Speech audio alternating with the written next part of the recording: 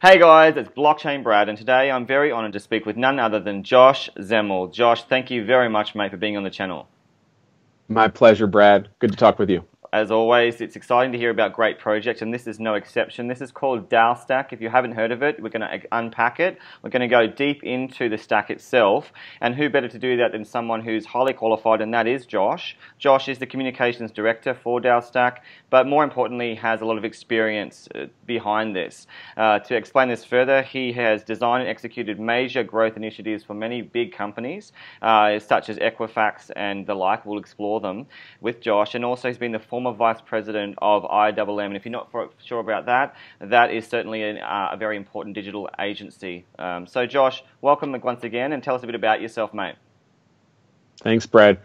Yeah, good to be here. So like you said, I have a background in what I would call one-to-many communications, and I've always been fascinated about the need for both one-to-many communication facility, and I would liken that almost to something like coherence building at scale, which happens to be something that DAOstack is really, in a way, directly designed to impact and to improve.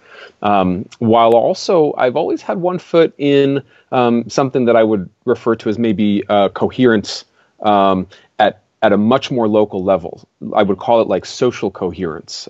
So I have a long history of training facilitators, for example, right, or directly consulting with leaders of organizations on how to communicate better, or working with teams to get on the same page faster and make better decisions together. So these two different scales, coherence at scale and social coherence. Social coherence, by the way, involves a lot of what I would also call self-awareness. I think that's very almost coherence with oneself is very important to social coherence. I think that these two scales of coherence are not just really essential components of our personal and professional lives, but actually two of the ways that I think humanity really needs to up-level right now. If we are going to thrive in the coming decades, we need new tools and new skills in precisely these areas. So joining the DAOstack project has really fulfilled that confluence for me. I get to, personally, I get to do a lot on the level of social coherence within the DAOstack community.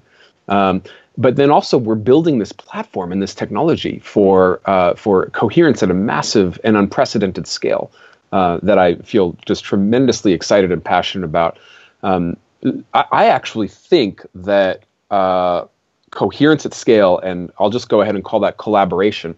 Collaboration is the killer app of blockchain. And this is why I got into blockchain. I've been a crypto investor for, as long as many of us have, 5 or 6 years or whatever. Right. But it's really only when I got turned on to the idea of blockchain as the ultimate tool for collaboration at scale that I became really excited to get involved in it on an interactive day-to-day kind of basis and work deeply on a project. I see. Well, let's talk about this more deeply, Josh. Clearly, your background's well situated for what some may argue is the socially driven sort of premise. But let's explore that in the context of tech. Because quite simply, DAOstack is doing something that many others have tried to do, and you're trying to bring this concept of swarm intelligence, of utilizing very, very fundamental ideals of sort of circumventing authority into the blockchain and certainly into the business arena. But let's explore the fundamentals of DAOstack right now. It states in your website and also on your white paper that you're trying to be the OS, or the operating system for collective intelligence. So really, we've heard about this before. We know there were failings in other DAO attempts, but this one essentially, what sets it apart is its design, literally its stack. So tell us essentially, what is the problem that you foresaw, not just in the failings of previous DAOs, but in the overall system previous to DAOstack existing? Right. So, yeah, one of the things to keep in mind for sure is that, DAOstack, the technology, is not a DAO. So comparing, DAOstack to previous DAO attempts is a little bit of an apples and oranges comparison. One is more like a house, and the other one, or a table, let's say, and the other one is more like a toolbox, like the ultimate toolkit that you use to build a table or a house. Right. And that's ultimately that's essentially what DAOstack's technology represents, is a really powerful toolkit or platform. It also so happens that we are creating a DAO. But we'll talk about that in a moment. That's Absolutely. Called the Genesis DAO, and that's sort of like the DAOstack DAO. Right. That's a little bit different. As far as DAOstack's technology goes, it solves a major hole. At least it attempts to, and I think it shows a lot of promise in doing that. It solves a major gap in the decentralization movement. Essentially, we hear a lot about decentralization these days, especially in the blockchain world. It's become this very fashionable concept that the blockchain could help eliminate the middleman, or the boss for that matter, and we could have tens of thousands or hundreds of thousands of people collaborating without the trappings of centralized leadership, without the trappings of having individuals who have a power and influence that is disproportionate to the amount of, let's say, expertise that they actually have or value that they're actually contributing. The blockchain seems to hold the promise of helping those types of organizations thrive, and yet we haven't really seen it yet. We haven't really seen the decentralization movement scale. We haven't really seen very many organizations that we would even call a DAO, a decentralized autonomous organization, which is a bit of a specialized type of decentralized organization. You mentioned failings of previous attempts. One failing you might be referring to is the so-called original DAO, what's now a lot become known as the original DAO, which is where this type of organization gets its name. And this was a project in the early days of Ethereum that was essentially a decentralized fund that was a really, really worthy experiment in a lot of ways for its time. I tip my hat to those experimenters. It had major failings, and not just on the level of having essentially a loophole, a weakness in its smart contract that could be exploited. Right. That was almost the least of it. You also have to look at the failing of their consensus building systems to address that issue when it was known. Right? They just didn't have effective governance systems. You also have to look at the fact that they didn't have an interface. Right. It seems, from the standpoint of where DAOstack sits today, that seems a little remarkable that they were trying to coordinate so many individuals' voices without an application. But that's what they were doing. They were coordinating individuals' voices essentially offline, not literally offline, but off of any platform except for probably whatever, I don't actually know, whatever, chat applications they were using, or, right. So there was no interface. And then the last major failing is that they were storing all of their funds in the wallet associated with the contract. Okay. So that when it was exploited, it was just drained very quickly. DAOstack is not actually going to be, even in the Genesis DAO, our DAO, we're not going to be storing any funds directly on our contract. Right. So clearly, you're addressing one specific example of some of the, the problems that they face, not just in a technological standpoint, but right from their original architecture. But let's talk more broadly in the sense of top-down control, inefficiencies as well. I mean, you alluded to some of them with the real-world problems we see now with overt autocratic control. Yes. And we're aiming right now with your design to trump Trump, in the sense that, we're talking about really reconceptualizing how we redress business to date and how we redress entities, organizations. That's right. Yeah, you're exactly right. Top-down hierarchy is the principal way that humans have organized large groups for a very long time. That's been true essentially in governments. It's been true since the times of monarchy, and it's still true. Our governments function as top-down hierarchies. So do our militaries. So do our corporations. And it's an important variety of institution that has served us very well. In a sense, it's the only thing that could have happened, right. Given the technology that's existed for the last several thousand years. It's very easy to point a ship when you have only one captain. Steering or telling other people how to steer or what have you, or at least a very small, group of people. That's a lot easier than trying to coordinate the voices and incorporate the voices of tens of thousands or hundreds of thousands of people into the decision-making process. So top-down hierarchy has served well in a way, and in some situations it probably will continue to serve well. It has some major problems. There's some major issues with it. One is that it's actually not scalable in the sense that top-down hierarchical organizations, let's just say corporations, for example, become less efficient as they scale, not more. Every person that you add to a major corporation, you increase coordination costs and so forth, and so it actually becomes less efficient. That's one issue. But a bigger issue, in my view, is that it has centralized points of failure.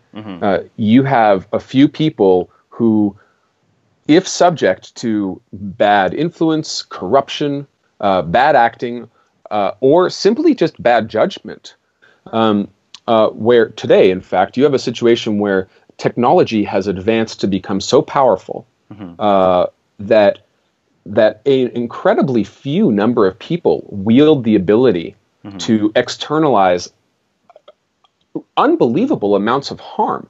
You have people who are holding the power that the rainforests, at least huge swaths of it, will exist or not exist. You have single people, actually you have 11 people precisely in the world, I believe the number is 11, who single-handedly hold the ability to wipe out millions of people overnight with a nuclear weapon and potentially start a nuclear war. Exponential technology is such that power concentration has become actually an existential threat to our very species. But even if you don't want to think on that scale, you take an organization like a Facebook or a Google or an Amazon or just any or a YouTube or a YouTube for that matter, or any oil company. If you're an oil executive or if you're the CEO of an oil company, you have a direct incentive to misinform the public about the dangers of ongoing fossil fuel production and the value of alternative energy, the promise of alternative energy. You have a direct incentive to misinform. You have a direct incentive to misinform yourself, and then misinform the public. And often the case is that's quite passive given media as well, because there is an agenda. So I wanted to pull this back a moment as well, Josh, because quite simply your comments on disproportionate distributions of power and of wealth couple well with what we see right around the world today, and you want to change that via the DAOstack system. So obviously you want to move it into a more egalitarian system, and the only way in which you can do that successfully is through the technology itself, because the ideal alone won't work. So let's explore specifically that tech, because once again, we want to see these kinds of benevolent premises flourish, but only in ways that can be achievable. So you want to do it via a smart contract system. Blockchain offers that. Can you tell us exactly why this self-governing, this autonomous structure can work? Yeah, sure. That's a good question. So blockchain holds the promise of making possible something that hasn't been possible before, which is that there does not need to be any arbiter or any mediator or arbiter or middleman, anybody whose job it is to account for the will of the people and then turn that input into decisions that result in actions.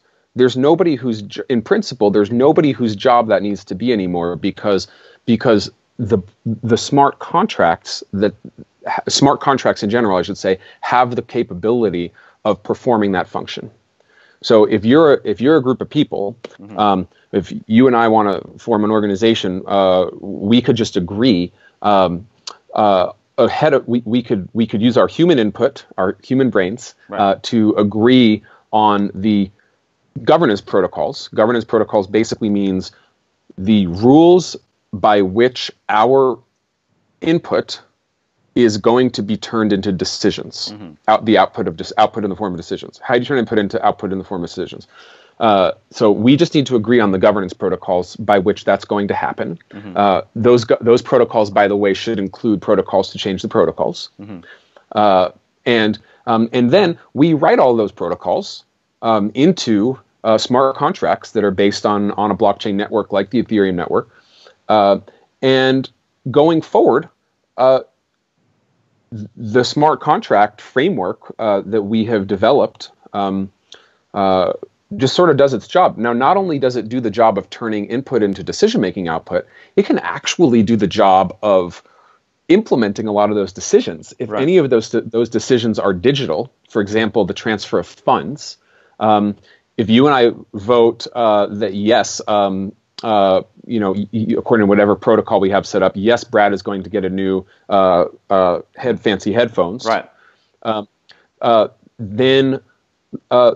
Then as soon as we sort of vote and the vote is counted by the smart contract system, you just get the funds. So there's actually nobody who needs to count the thing, and there's also nobody who needs to hold the funds and say, okay, here you go, Brad. That's wiped out. What that makes possible, in principle, is a system in which nobody wields a disproportionate amount of power. Sure. Nobody wields that. So essentially, you're technically planning to remove the CEO element of business models and really reform exactly what a productive business structure can be. So can we talk about that in the context of enterprise and business specifically? Because I really want to understand exactly how DAOstack can work in the real world in terms of advantaging these businesses. What would be the main carrot to really bring in and organize a DAO system into a business model? Right. DAOs function, they're more like, they're open organizations. They actually resemble economies or democracies. And the best ones actually will resemble both of those things more than they resemble companies. Right. So in that they are sort of super scalable. DAOs actually, unlike a corporation, DAOs actually grow more efficient as they scale, with a big asterisk here, which is that so far there have, roughly speaking, not been the governance protocols or the software to really support DAOs to exist in this fashion. Right. And I think you raised a very important point right now, Josh, is because you are arguably the front runner in trying to implement these in this kind of environment. And your architecture is very robust. As you said, it's not simply a DAO, but it is, once again, that DAOstack design.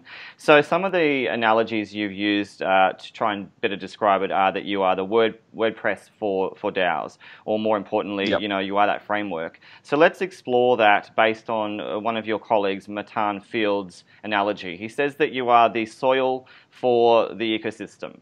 So let's explore that in the sense of, okay, we understand that you are one of the first iterations to make this potentially work via an automated smart contract. But what does he essentially mean when he's saying you are the soil that can operate these and really provide a platform for DAOs? Yes. When Matan and the other architects of DAOstack began to consider this problem going back about several years, the problem being how do you coordinate a large group of people without centralized leadership in a way that is truly scalable. Scalable, by the way, correlates exactly with efficiency. Right. So you try to decentralize a large organization. First problem you face is massive inefficiency, which is to say, it's like I don't know if you have neighborhood associations in Australia, but it's like a noisy neighborhood association meeting, where everybody's got an opinion or what have you, right? Multiply that by thousands. That's what it would be like if you basically tried to give everybody a voice. Right. And say anybody can vote on anything. Everybody's going to get bogged down in a friggin' sea of decision making. Sure. So your first challenge with decentralization is efficiency. And then another one is resiliency, which is non-corruptibility. And those actually are in very natural tension with one another. You can imagine that the more you make an organization truly decentralized and truly resilient, not susceptible to corruption, the more voices you're incorporating, typically, and the more inefficient it becomes. Sure. And Josh, that's exactly why I wanted to talk to you about that, because traditionally we've seen, not just with the DAO model in the past, but in many instances of ideal communal concepts, right down to philosophy, often there's been a problem, and that is, how does that translate into the space of profitability for companies? How does that translate into adoption for, essentially a capitalist market, which we're in? And this is the anomaly that I think you're addressing, but can you tell us how? Right. So this problem of decentralization at scale in a resilient way, scalable and efficient governance systems, the architects of DAOstack realized that is such a complex problem that we cannot pretend that we actually know the answers. Right. At least not in any kind of a complete sense. So what you need to do if you're going to design a system, platform for DAOs, is you need to not so much build the system itself, or we'll just go ahead and call it the castle, but you need to build the building blocks. Maybe spaceship is a better analogy, like a Lego spaceship set. You need to not build the spaceship that the organizations can climb into. You need to give them the Lego building block set from which they can craft their own spaceship. WordPress is another great analogy. So what you want to do is you want to design a system that has modular components, essentially, and this is what we've done at the base layer of the stack. It's called a stack because there's multiple different ways to interact with it through multiple different technologies. Yes. But the base layer consists of a modular smart contract library or framework, each piece of which represents different bits and pieces of governance architecture, decision-making machinery, essentially, that can be mixed, matched, or modified to create the actual working complete governance protocol for any given organization or use case. I see. That's the first principle, and that's what Matan was referring to when he said to build the soil from which a whole ecosystem could thrive. Okay, so you kind of like the blueprint, essentially, for organizations, to really redress some of the issues we've talked about, so they can, again, be more performant and do it in a way that is now potentiated through new technology. So let's explore, as you alluded to, the layers of the DAO stack. In the sense that these are pretty amazing in what you're doing. Certainly, I haven't read anything like this before with regard to your ARC design, your ARC framework, and then let's explore those independent layers as well. Yeah, great. Yeah, so the base layer is called ARC. This is the library of smart contracts, modular framework of bits and pieces of governance architecture we mentioned a moment ago, and ARC. I will say ARC represents not just a collection of bits and pieces, but we've done more. We've done more than that, right? It actually, the analogy would be more like we've gone ahead and built. We've built some molds of pretty advanced spaceships, some kind of like spaceship designs. Right. So ARC is not just the pieces. It actually includes some of the brightest thinking, I think, into how to actually put a governance model together. Right. Which we can get into. I imagine we'll talk about that a little bit. Definitely will. We're talking about the governance. Yeah. So a modular system that has a lot of governance ideas already built into it, innovations already built into it. The next layer up from that is ArcJS, we call it, because we realize that not everybody is a blockchain governance programmer or geek, a smart contract who knows Solidity code or what have you. Thank goodness. Which Arc is written. Thank goodness.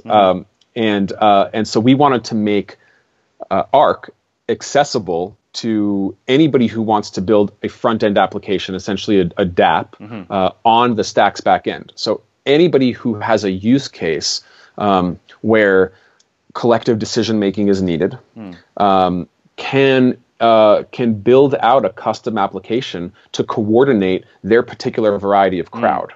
And Josh, I'm sorry to interrupt there, but I did want to mention in that respect, on your website, it essentially refers to anybody being that person or that referent, in that anybody technically could desire or benefit from having this kind of DAO structure in their redesign as a business, or potentially even in any organization. So really, the target audience is potentially infinite for you. And arguably, you're looking for more of that adoption from all different parties to really come on board into what essentially is the DAO for a DAO, being a DAO for the DAO platform that you are. So you're a DAO. You're supporting the idea of DAO dApps. Yeah, I guess you could say it that way. I mean, what we're supporting is collective decision making at scale. So we're building the most generic platform possible with regard to collective decision making at scale, which basically means that any situation in which you have a need to coordinate the inputs of a large group of people into outputs in the form of decisions, right? And have that go resiliently and efficiently. DAOstack is available to serve your use case. It's as generic as possible in that sense. Now, just to finish the layers of the stack. Well, we also have all of the application layer.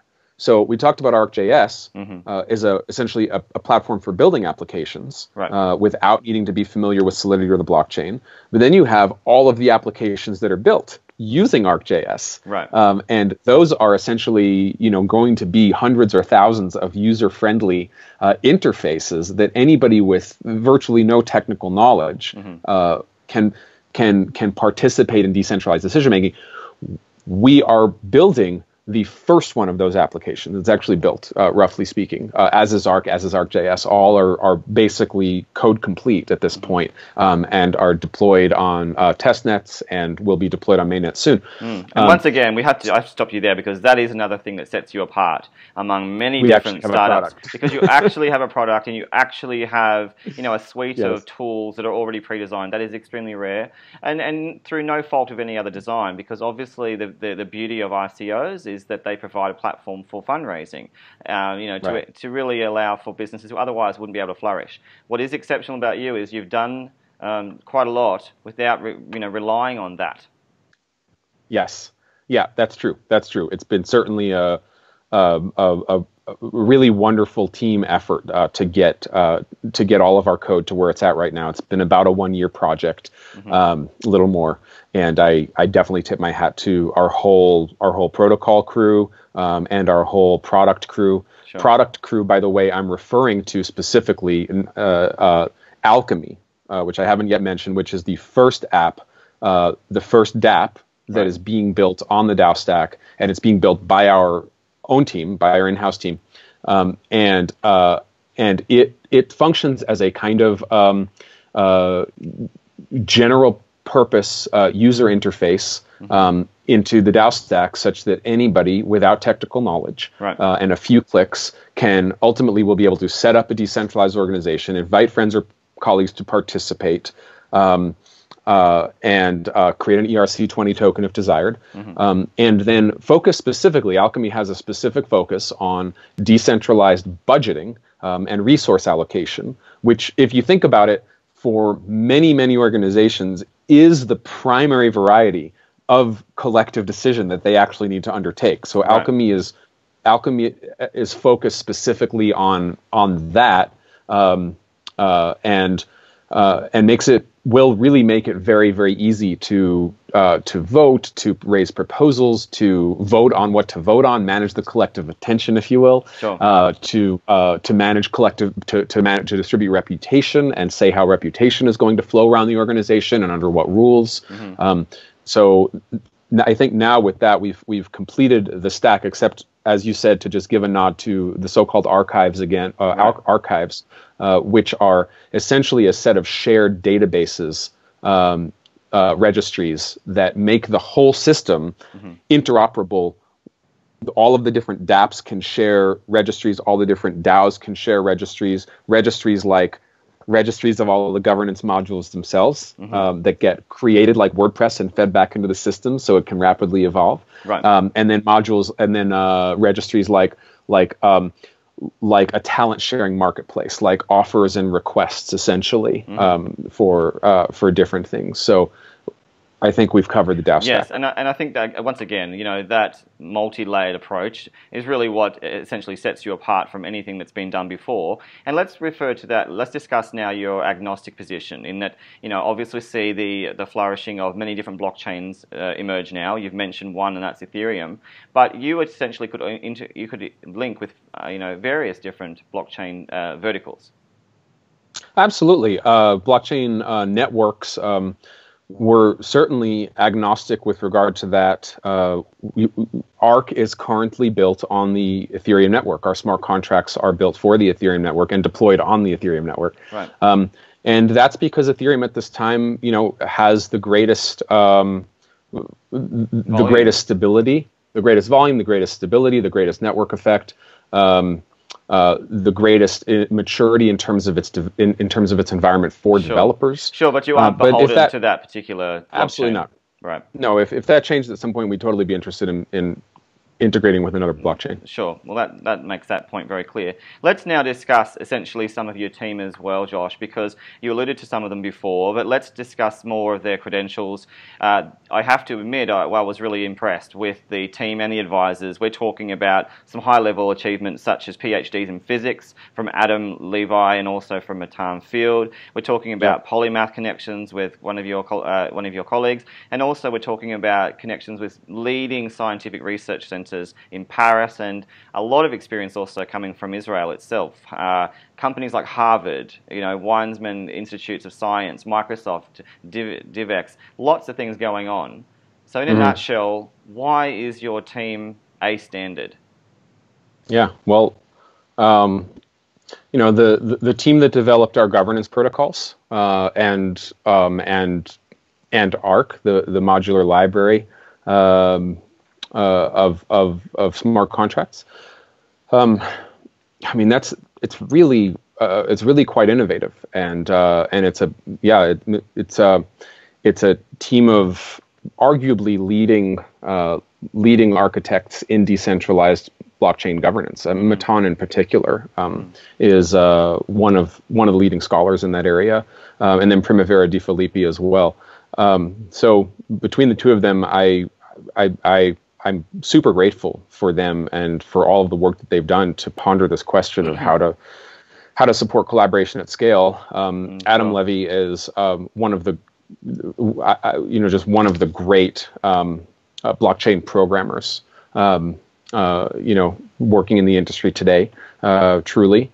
And I could go on, but pretty much everybody else, Jonathan Goldman, Roberto Klein, fantastic in their particular industries. Sure. We have a whole communications team, which is somewhat stateside, as well as Brazil, and really excellent, second to none team, as far as I'm concerned. Especially in this field, as you mentioned. Now let's explore the advisors, excuse me a moment, and that's with regard to Gnosis, the predictive, tool. Why are, your CEO-based advisors, and you have quite a few, why are they so important, to the overall success of DAOstack?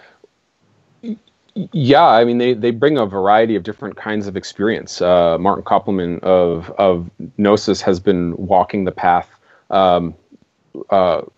for a year longer than us, at least solidly a year longer than us, as far as having launched a true blockchain organization. And Gnosis is a wonderful organization that's really reputable and credible within the space. So Martin's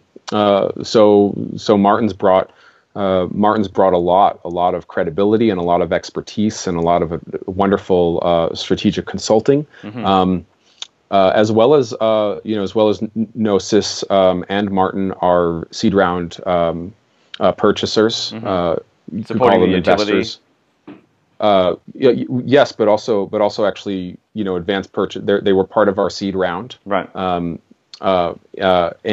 so they clearly saw the value in your project. That's what you're really saying. They clearly saw, and Gnosis is going to be one of the first organizations, other than the DAOstack DAO called the Genesis DAO. Gnosis is going to be one of the first organizations to pilot alchemy. At least as far as I believe now, that is the plan, that they will be immediately on the heels of alchemy piloting its use to coordinate their decentralized organization. I see. So there's a lot of cross collaborations happening between different startups, and Gnosis by no means is a small venture. They are very technical, very experienced, and based in Europe.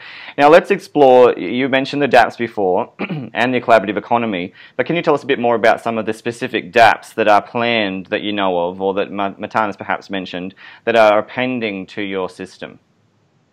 Yeah, sure. I can tell you who is planning to integrate with our system, and who has officially announced plans to do that. Right. And that would be Gnosis, that would be Menlo, that would be Endor, that would be a wonderful organization called Culture, and I'm certainly missing at least one right now. But these organizations are. They're going to integrate with the DAOstack, and of course Sapien. That's who I'm missing. They're going to integrate with the DAOstack in various ways. A lot of that hasn't been fully fleshed out yet. At DAOstack, our focus has been so much the past 6 or so months on product development and platform development, and also on our token sale, right, and community building, basically. To support all of the project, and so personally, I'm really looking forward to the period following our token sale, which is coming up imminently, and it's really at that point that we'll be able to dive much more deeply with the organizations that want to build on the stack or integrate with the stack, and see what is going to happen. Absolutely. I will say that. I will just give you one example, which is Sapien Network. Sapien is building a decentralized social news feed. Basically, they're essentially building a competitor to Facebook news feed that is not beholden to centralized decision making or outside ad dollars or something. It's a platform in which the users of the platform are the owners of the platform. Which is, I think, something a lot of us have really dreamed of, and we're kind of waiting for when there's going to be more solutions in decentralized social networking. Sapien's building a really terrific version of that, and the way that they're integrating with the DAOstack is that DAOstack will power the decision-making on the social platform itself in the form of curation. Right. Curation being one of... So DAOstack is not just for organizations that are collaborating to produce an outcome, like replacing the corporation, for example. Like it's certainly a primary use case. It's also the content. But it's also, all right, you can make decisions about content using DAOstack. You can make decisions about which restaurants in town are the best restaurants and create a Yelp competitor, or which news articles are the best to be shown to you or me, and have that be a product of collective intelligence. That is what Sapien is doing, and DAOstack is powering that decision-making process. And Josh, you mentioned, that you referred to us, as in we've been waiting potentially a long time to see this kind of potential. And the reality is that is just simply the case, is that as we see more and more generations become more socially aware, we're seeing more and more people come out of the woodwork saying we need something to change. So you are actually part of the wave of change for reassessing how we can access information, how we can be part of the information, and how we can become actors in the space. So we really appreciate what your whole team are trying to do. Let's now explore some of the real-world use cases specifically in the context of 3 points that you raise, and they are your collaboration to produce outcome, your asset management, and as you mentioned before, your curation. These are fundamental to implementing this in the real world. So can you tell us what they're about and why they are relevant? These are just different examples of the sorts of decision making that needs to be conducted at scale by large organizations, and they're not necessarily limited here, but to these three, but they're three of the ones we can think of. If we were to try to break down, categorically, yeah, we can think of decentralized decision making to support curation, which is when you use the collective wisdom to subjectively rank objects, basically, or content or anything. We can think of use cases in decentralized fund management, which would be like decentralized versions of investment funds, venture funds, real estate investment collectives, charitable funds, even insurance networks, decentralized insurance network, where everybody sort of pools together, and then a lot of the decision making that needs to get made in an insurance network is the paying out of claims, the approval of claims. Right. So that's an example of actually a fund management. And then the other major use case that maybe is the easiest one for people to conceive of, or at least the one they would think of first, is decentralized collaboration to produce an outcome. Right. So this is the replacement for, this is a competitor to the corporate approach. This is a news network that is, essentially owned and operated by the journalists or the content creators. Right. This is a climate solutions project that is 50,000 scientists and other business administrators, whatever, all the different roles that you would need in a major climate initiative. Lawyers and whatever have you. All of those people are the owners of the project. They are decision makers of the project. Art is another great example of some sort of film project with thousands of contributors. In a lot of these cases, the decision making is about how to value individual contributions, whether projects should be funded.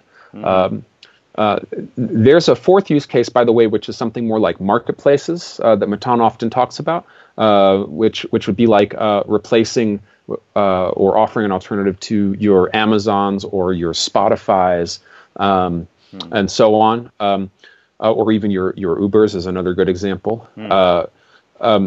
That's a fourth use case where organizations like that can also benefit from collectivized decision making. Sure, and clearly, yeah. Josh, you alluded to some very big companies there, and as you're naming them, I'm thinking surely these companies must be concerned at the very least, because quite simply, the entire governance structure you're proposing is a complete rethink.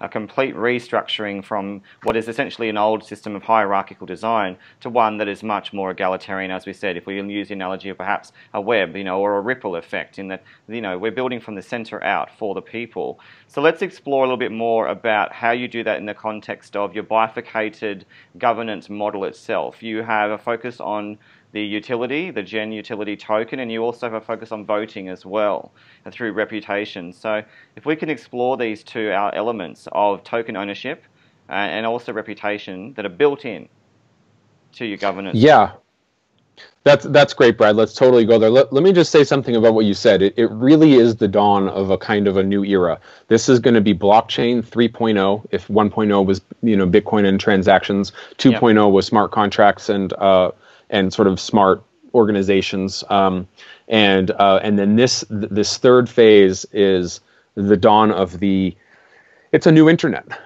except It's not an internet of information that we're building; it's an internet of collaboration that we're building.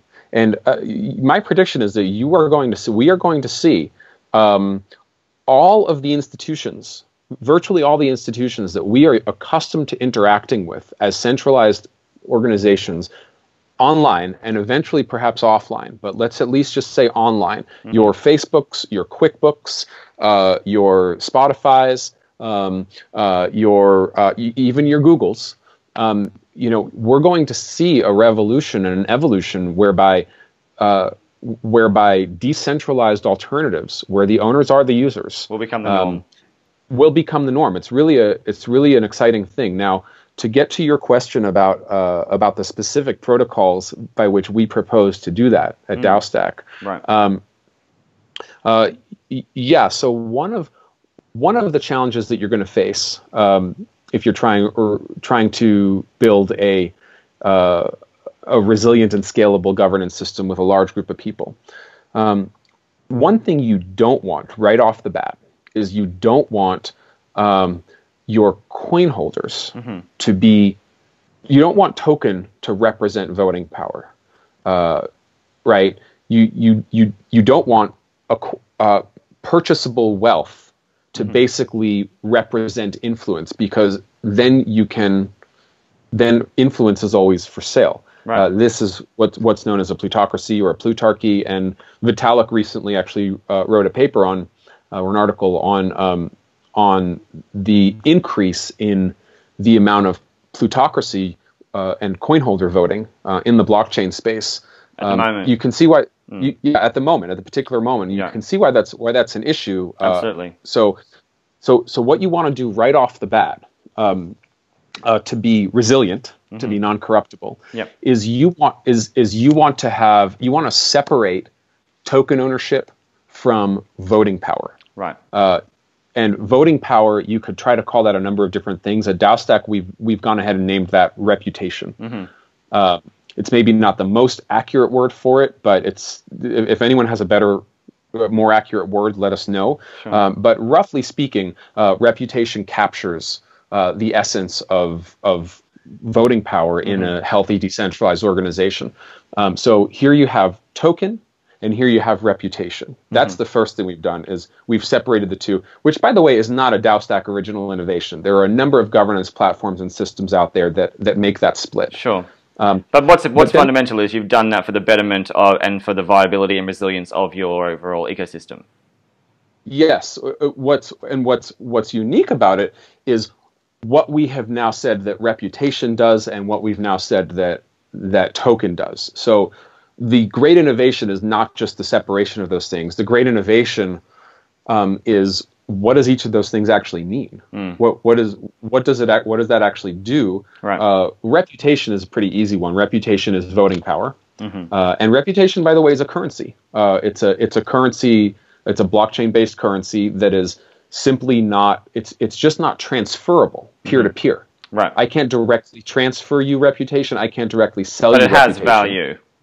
It has a value in itself. It has a value. It's voting power. But the way that it gets moved around is through the passing of proposals, or through protocols that we have also proposed and passed, right, that set up rules for how reputation moves between people based on their actions and their reviews, and whether they voted in alignment with something that was later demonstrated to be in alignment with the greater majority. Those sorts of things. That's reputation. It gets really interesting when you think about, okay, what should token do then? Well, do you need a token? That's what I want to know. Do you actually need a token? Right. So you actually very much do, because you are not just solving the problem of resiliency. Remember, but right, you're solving the problem of efficiency, the opposite problem. Right. You have to solve both these problems. And the problem of efficiency is how do you manage the collective attention? You could almost think of it like, how do you vote on what to vote on? How do you say which proposals are actually deserving of collective attention? Right. Right? And by whom, although by whom is more of a reputation question. So there's such scarce attention in a system, in a large system, a large group, that you need to associate a monetary device with the collective attention, so that you can have some economic driving to this question of what should be prioritized in the collective attention. Right. That is what the Gen token does. The Gen token is an attention token. It's a human attention token. So essentially, it's valorizing. It's valorizing human attention. It's demarking specifically via a token exactly what the value is of human attention. That's right. Yes, you're exactly right. So you cannot, with Gen token, you cannot buy votes, and you cannot buy voting power. What you can procure is collective attention. So you can use Gen to boost proposals into a position of greater likelihood to be considered by the reputation holders, which reputation holders, right, you got it. Sure, and essentially, Josh, that makes perfect sense with some of the advisors and some of the companies that are aligning with you, particularly Gnosis and Augur, because of that predictive element as well. So, Josh, let's go down into the tokenomics, something that everyone wants to hear about in the first minute, but let's explore fundamentally the token in terms of the ICO, your position there, what is the overall cap, really the nitty-gritty of the tokenomics. Yeah, sure. Yeah, so our token sale is imminent. It's around the corner. Depending on when you're watching this broadcast, you might be watching this in the period leading up to our pre-sale, or you might be watching this in the period leading up to our main sale, which is a week later. Sure. Or you might be watching it during or after our main sale. But in any event, this is all happening within the next few days and week or two, and our overall cap is 30 million USD, right? Collectible in ETH, with the ETH USD conversion rate set just before the main sale. And Josh, my apologies for interrupting. Is that for the entire sale? Yeah. That figure? Yeah, that includes all of the advanced purchases that we've already agreed to, seed and private round funding. Sure. And that also includes the pre-sale and the main sale as a $30 million overall hard cap. Okay. Yes. So in comparison to a lot of the really large-scale projects we're hearing about, this is not, for want of a better expression, but it's not a lot in comparison to, for example, Dfinity or Hashgraph or Telegram. Quite simply, they're asking for billions of dollars. You're asking for 30 million in total. Yeah, I mean, the question for any organization ought to be, what do you really need that much money for? Well, believe me, I think many people are asking that question. And ought your organization actually to be valued at the number that you're proposing? Are you truly a $100 million organization? Right. Some of them, undoubtedly, the answer is yes. In our view, we really considered what was needed. We just really considered what was needed. Right. And so what we've carved out is a plan for $10 million to basically be managed by the DAOstack nonprofit, who is charged with the stewardship of the core functionality of the DAOstack indefinitely. But $10 million probably represents 4 or so years of operating budget. This is a truly complex infrastructure. So that's the figure that we came up with. And then what we wanted to do is we wanted to create a fund. We wanted to create a DAO. We wanted to create a community managed fund that could give rise to a collaborative economy. And before we wrap, I want to just speak about the broader vision and collaborative economy. But for this segment, I'll just say, we wanted to create a DAO that has a generous, enough endowment that we could really fund a number of the projects. And by we, I actually don't even mean we DAOstack. I mean, this is truly going to be a community managed fund so that the community can self-fund some of the most promising projects to be built on the stack, applications to be built on the stack, and also to extend the functionality of the DAOstack itself. Sure. So, Josh, are we talking about the Genesis block? Are we talking about the Genesis DAO? The Genesis DAO. Essentially, it's going to be the DAO for DAOs that you want to really authorize and really kickstart. Yeah, the Genesis DAO is the first DAO that will be deployed on the DAOstack, and the Genesis DAO will be charged with furthering the DAOstack ecosystem. Sure. And that's an open-ended statement deliberately, but it's really for the community to decide. And if we hit our hard cap of 30 million, then the Genesis DAO will be responsible for the deployment of $20 million, as well as the Genesis DAO is the only organization that will have the ability to mint additional gen. after the token sale. So they're also charged with that ability. By the way, neither of these abilities, deploying $20 million or minting additional token, are going to immediately be given over to the Genesis DAO. That's a lot of responsibility, and it's going to happen slowly over time as the Genesis DAO demonstrates both security and also maturity in its governance protocols. Absolutely. But those funds are reserved for deployment by the Genesis DAO. So the Genesis DAO is a very exciting project, and again, it's something that's quite innovative and built into your whole model as an integral feature. But Josh, let's just reiterate the dates now for the ICO, for your pre-sale particularly, so we're really clear on when it's happening in terms of the specific time and day, so people can be aware and ready, and also where do they go? Yeah, sure. So our pre-sale whitelist closes. I'm going to be real specific here. Our pre-sale whitelist closes at 4 a.m. GMT on April 30th. Okay, so in that respect, I will get this video out as soon as I can, for all those who are aware. But certainly, it's very soon. Yeah, that is Monday. That is Monday afternoon, the 30th, for much of the world. I should say Monday morning for Europe, Monday afternoon for Asia and Australia. It's actually the previous evening for the Americas, the 29th. But that's when our whitelist closes for the pre-sale. Pre-sale actually begins 24 hours later, which is 4 a.m. GMT on the 1st, Tuesday the 1st. Okay. And then and the pre-sale is 48 hours. And anybody who is on the pre-sale whitelist prior to the pre-sale meets that 24-hour prior deadline and gets accepted onto the whitelist. They have a guaranteed allocation in the pre-sale. And is there and Josh, is there a cap for those people who want to access it? Is there a limit to how much they can support you? No. There's no individual cap. Okay. There's no individual cap, although there is a pro rata distribution should the pre-sale exceed the pre-sale cap. So we have a pre-sale cap, which we haven't fully determined at this particular moment, but there will be a pre-sale overall cap.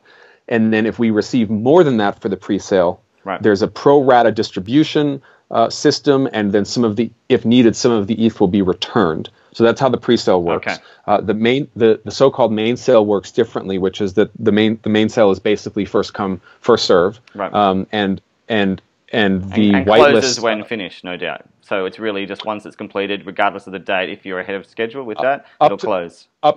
That's right. It'll close either when we hit our hard cap overall, or when we reach 30 days. So it's going to open on Tuesday, May 8th at 4 a.m. Again, need to be on the whitelist prior to that. That's important. So for a lot of your viewers, Brad, are probably going to be watching this, let's say, a few days from now, which is going to be in the middle, which is going to be in the period when the whitelist is either about to reopen for the main sale or the whitelist is already open for the main sale. So, if that's you, you have an opportunity to get on in there. Make sure you're in there. Rule number one, no whitelist, no access to any sale. Quite simple. That's right. Okay. So let's just talk about one point. That is with regard to, sorry to interrupt, but with regard to your how optimistic you are with regard to whether or not you think it will close before those 30 days, given previous feedback and interest. It's really hard to say. I can say that. Say something. I can say that. Sure. I can say that that interest in our token sale has been really, really strong. Particularly the last few weeks, it's begun to get. There's been just a huge spike in media attention. Our Telegram is now 24,000, and there just seems to be a very, very healthy appetite. It doesn't surprise me, honestly, Josh, having read through your white paper twice. Now that I understand it, because it is complex, it doesn't surprise me. You are doing something that is applicable. It's not something that is nebulous and simply an ideal anymore. So we really do wish you the best in terms of the rollout of this pre-sale and crowd sale. Let's now just discuss what is very exciting for you, and there's your roadmap in terms of you are already doing stuff, real stuff that is applicable, and you do have a long roadmap for sure. But let's talk about the short term in terms of what you plan to really show us. Yeah, well, one of the things that needs to happen in the next couple of months is that Alchemy and the Genesis DAO will enter into a pilot. Each will enter into a pilot phase. So this will be a sort of first literally a trial fund, right. Basically play money, but then an actual fund, probably a 5 or 6 figure fund, okay. that will be managed, that will be community managed, but it'll be a relatively small community. It won't. I don't know. I actually don't know. We haven't decided whether that's going to be a fully open community or whether that's going to be still a kind of a private community. Regardless, 2018 sees us essentially marching toward a situation where, as of early 2019, I believe, anybody will be able to use Alchemy. Anybody will be able to set up a decentralized organization using the stack. That's really the thing that we're working toward. How soon can we make sure that our protocols are really, really strong and our security is really, really strong? So that roughly speaking is the coming year, at least on the product level and the DAO level. On the protocol level, the back end, we'll see Arc and ArcJS deployed on mainnet in the very near future. Right, and that's very exciting, no doubt, to see these things unfurl. But Josh, if I could just ask you, what would be a response to the statement, or the question rather, of your vision for, if you could represent the entire team, including Matan, as just a sort of an encapsulate of what you want to really achieve as an aim and as an objective, given the climate we're in now for DAOstack? Yeah. That's a great question. And by the way, before we forget, Brad, you asked me where people need to go just to participate in the token sale if they wish. Yes. So our website is DAOstack.io, DAOstack.io. Okay. And look out. Please take care of yourself, because there are with all the attention out there, of course. With all the attention we've gotten on our token sale, some of that attention is definitely improprietous. Sure. So phishing is rampant. So please just make sure you double check your browser URL. I wanted to say that, and then just maybe to wrap things with kind of the broader vision. Maybe my favorite aspect of this conversation, or the whole topic is what becomes possible when this economy actually comes to life. Right. If you think about it, if we can create solutions that greatly reduce coordination friction within a large group of people, it's also easy to imagine that what we can also do is reduce friction between large groups of people. Right. And we already said that DAOs function more as open entities, more like economies or democracies than they do like companies. Right. So what we're actually imagining is this fluid kind of DAO mesh where you'll have multiple collectives that are interoperable with one another, that share talent, resources, and learnings, that in many cases can act as agents with one another. You could have collective acting as an agent in a different or larger organization. Sure. And you have individuals who are participants in some way, contributors or reputation holders in probably quite a few different organizations. So it's kind of this fluid economy.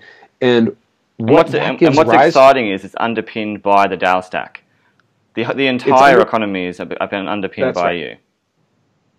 That's the idea. I mean, we're really trying to offer this as kind of like another analogy would be like the Internet Protocol, like the TCP/IP HTTP stack. Right. We're just trying to offer. You don't associate that protocol with a company. I mean, there certainly were people who wrote it, but that's actually a little bit similar to how. It's a service. That's a little bit similar to how we imagine things going. We're sort of casting this service out there and intending that this economy blossom around it or as a product of it. And that economy has a very different flavor than our current economy. It's one where, for one thing, incentive structures are totally different. It's one where everybody is incentivized to do the right thing.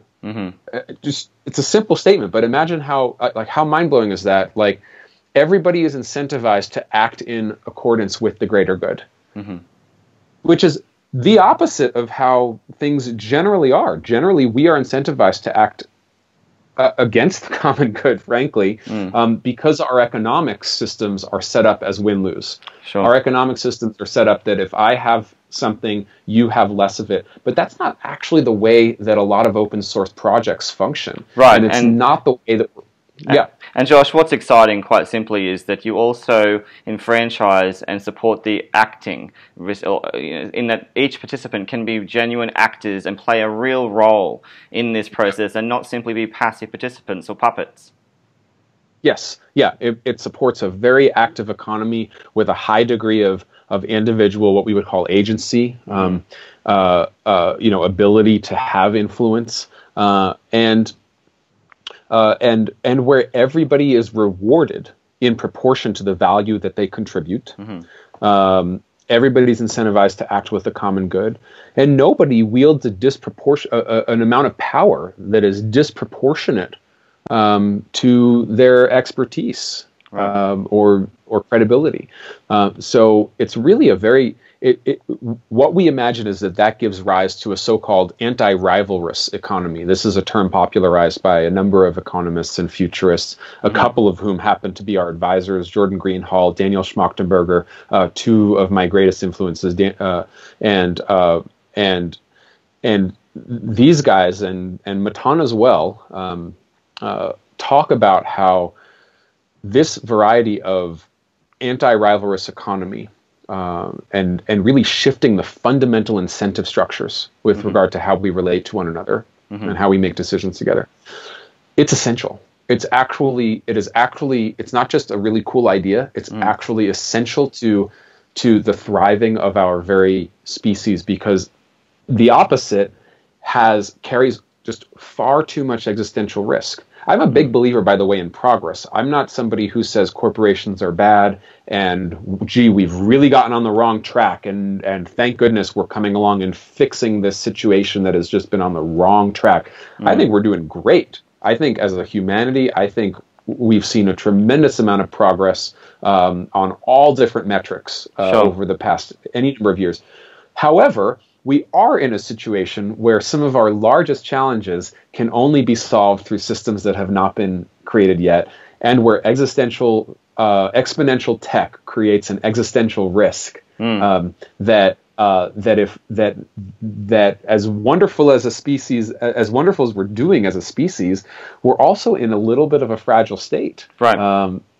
And it is needed to breed this kind of anti-rivalrous economy in order to address those things where we can have collaboration at scale. So in an efficient and resilient way. So this is what DAOstack is trying to do in a nutshell. We're trying to create moment-to-moment micro-incentives, which, when multiplied out across thousands of individuals and millions of moments, give rise to a macroeconomic climate that is more resilient and scalable than anything that we've seen before. And this is exactly what we're talking about when we refer to your holographic consensus. That is the fundamental, algorithmic underpinning. But Josh, it's been an absolute privilege talking to you. One of the clear things is that you are passionate about changing the consciousness of organizational design, which will then impact on overall architectures of business, of arguably government frameworks, and far beyond that, right down to the user, and then filter back up through autonomous DAO organizations. So Josh, we've learned also that there's a real power in, there's a real benefit, there's real efficiency built into your design. And once again, for that analogy, you are the WordPress for DAOs. You're going to allow for DAOs to be built into a platform that really builds upon things that simply haven't been, may have been done in the past, but really revolutionizing how things can play out in the future. So once again, thank you very much. You're catalyzing the future of collaboration itself. And we look forward to seeing you, in your pre-sale, in your crowd sale, and more importantly, watching you become a genuine startup that, affects positive change for the world. Thank you, Brad. Thank you. That's well said. I appreciate the opportunity to speak with you today. You're welcome. Thank you very much.